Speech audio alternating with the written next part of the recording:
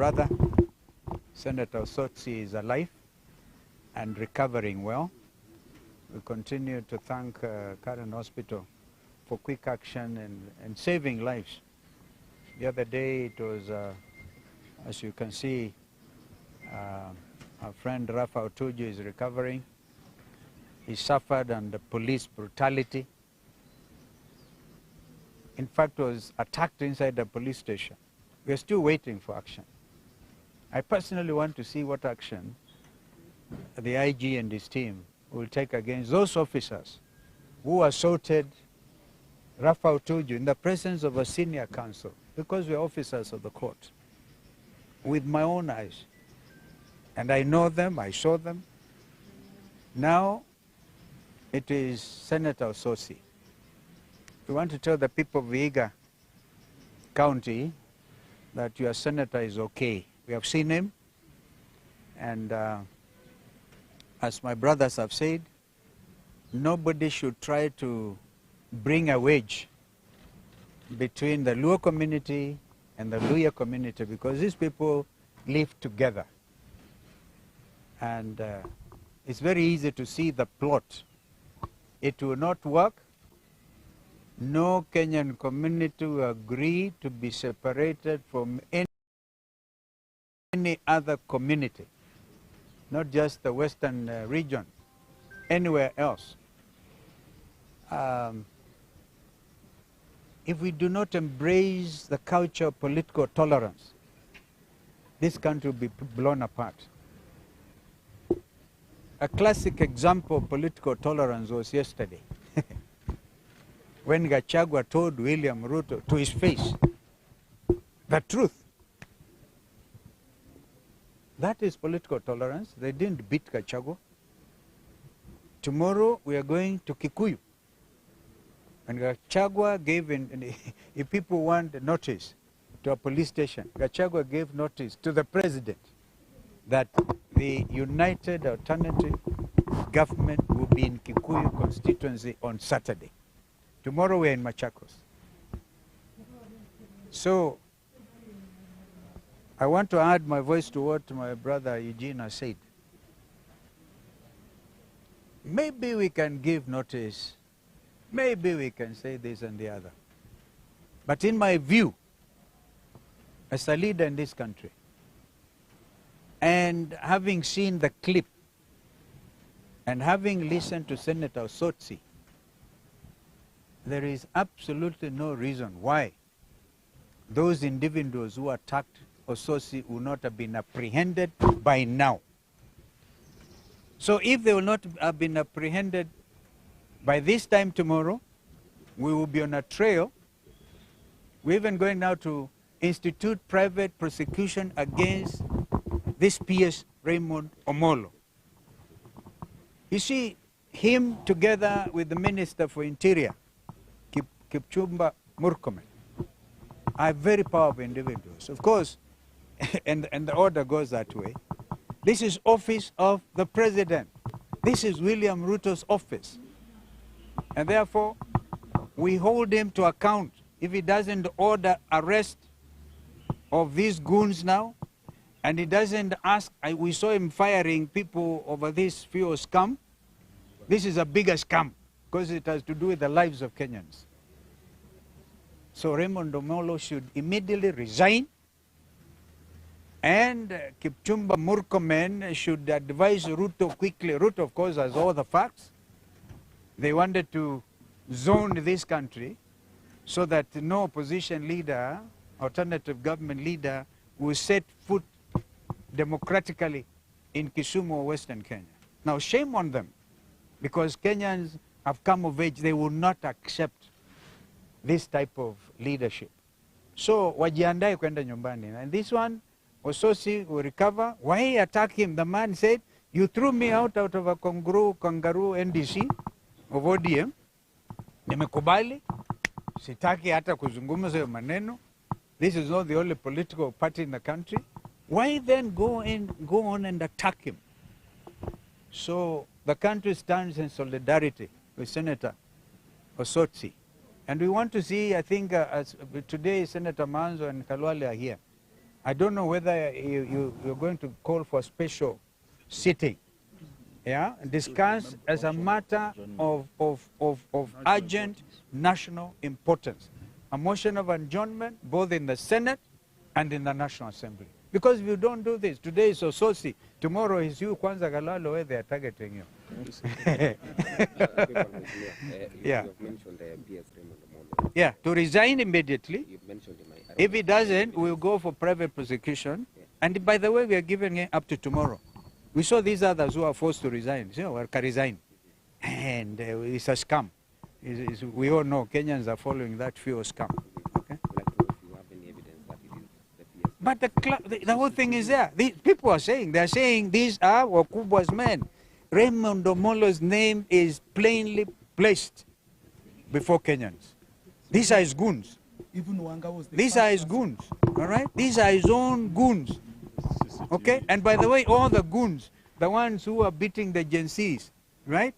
Escorted by police, because there's a man, the police report to him, okay? It's so simple as that.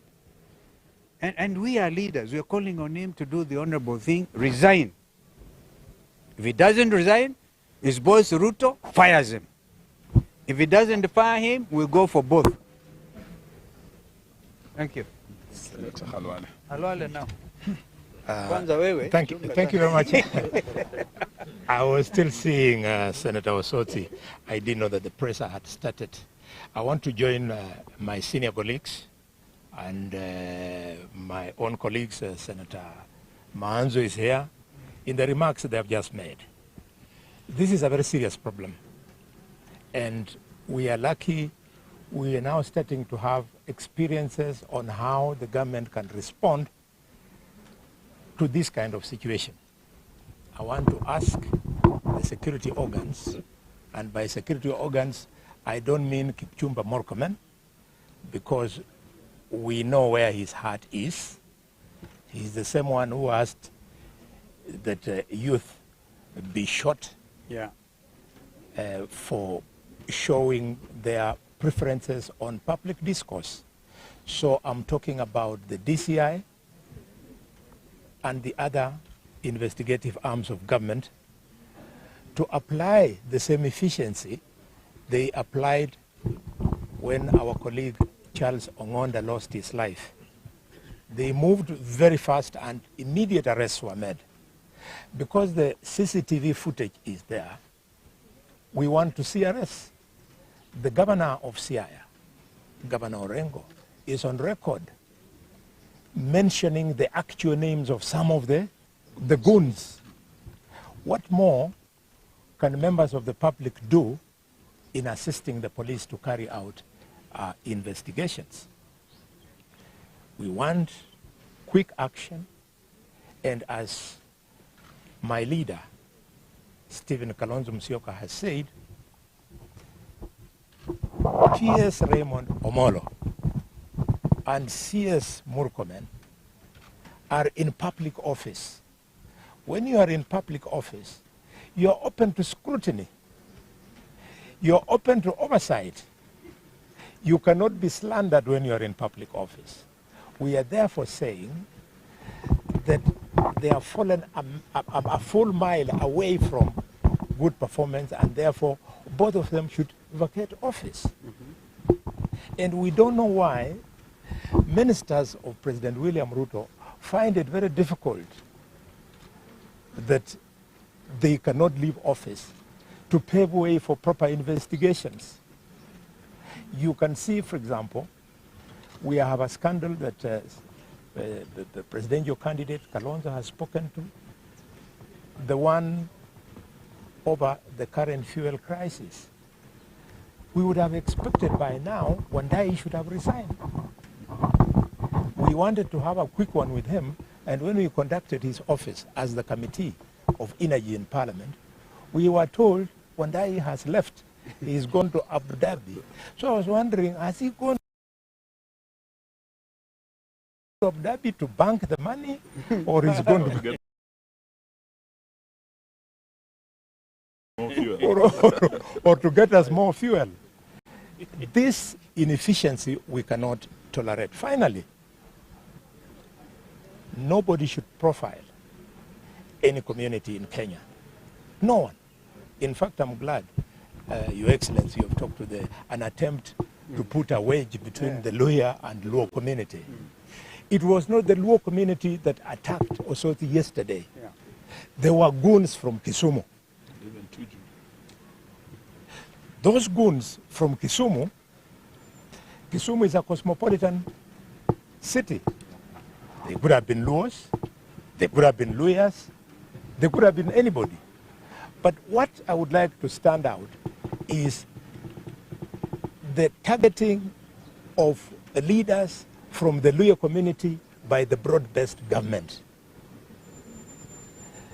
For avoidance of doubt, when the broad-based government chose to allow a lapse of security on a deputy party leader, Osotsi, he's a Luya.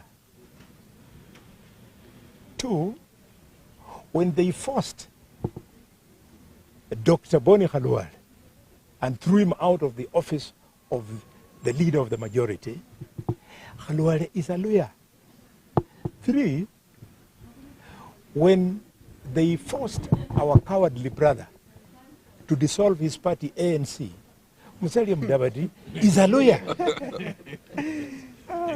Five, when Broadbest chose to sack permanent secretaries so as to pave way for room for others from a preferred community, they targeted Professor Kisiangani, a Luya, Samuel Muhati, a Luya. They have targeted and continue. KRA yesterday, they got rid of Humphrey Watanga, a Luya. Today, the Speaker of the National Assembly is under immense pressure to dissolve his party. Not that anybody would cry about it, but Wetangula is a Luya. So broad-based government, if you must do your broad-based shenanigans, don't profile Luyas as a community that is easy for you to target. For your information, that is the community of Omollo Kijana. That is the community of Masinde Muliro. And before they died, they had given birth to us. That's why on my right, there is the Ebo Eugene Wamalwa. And standing before you is the Ebo bullfighter of Kakamega, Dr. Boni Khalwal. Caleb Amisi is on my left. Osotsi is in bed there. Sifuna, you know him. You're wasting time. Even if you eliminate Sifuna, you eliminate Osotsi, you eliminate Eugene, you eliminate Khalwal, the point is, our children, and we have many of them, will deal with you, or will deal with your children, or deal with your grandchildren. But not that is not the Kenya we want. We want the country to come together. Colleagues, I have to say this about my community because it truly touches me. Why are they not sacking Kalenjins, for example? Don't tell me that Kipto and Sang were sacked because of the oil sucker. No. They have been taken to the holding zone so as to create choreography that something is being done about the oil sucker. If something was to be done, then straight away they would have started with the minister Wandai. Finally, my brother Tuju, when what happened, I was out of the country. Take it in your stride. You and I, we are amongst the few people here, you and I, who joined Honorable Stephen Kalonzo in Parliament in 2002. We have been around for a while, and we can talk about leadership. Rafael Tuju, stay on there. Speak to the Luo community. Don't move away from us. Small young people like Raymond or Mondi will go. Raymond, let me tell you, once upon a time there was a man in Kenya called Hezekiah Oyugi. He was even mightier than you. Take it easy. 14 months is a very short time. You can afford to relax and allow the country to move normally. Thank you for those remarks. Thank you. Wonderful.